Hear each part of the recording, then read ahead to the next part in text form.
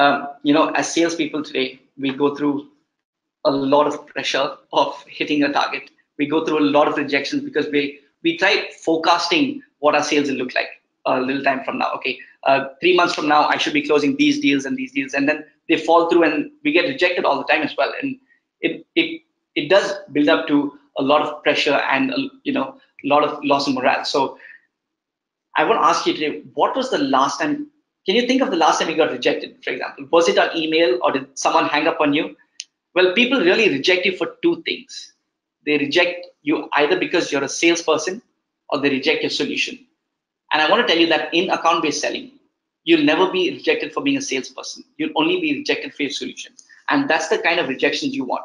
Because when you start getting rejections like, hey, take me off your mailing list, please unsubscribe me, or something funny that my colleague got, he said, I want to take you down to my car parking lot and I want to slap you.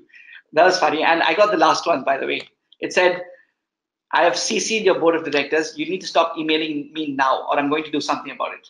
Well, apart from death threats and everything else that I've got, these are some of the really nasty rejections that I've got, and they aren't good news. I know that. But what it also tells me is that I was doing my job as a salesperson and contacting the same person a lot of times. But the problem was I was contacting him with the wrong information. What if you work in marketing and I keep selling you developer software? How will you feel if you got 10 emails on developer software, you got 3 email messages, and you got a couple of voicemails on it too? It would really, really upset you, right?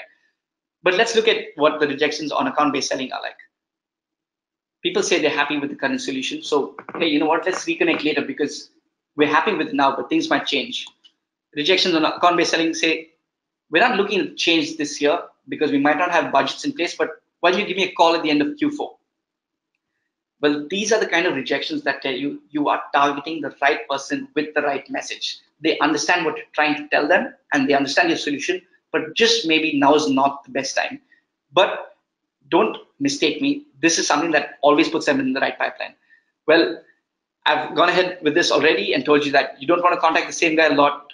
Sometimes you might want to have a less aggressive cadence or campaign, and you might want to rework your messaging if you're emailing the same person a lot.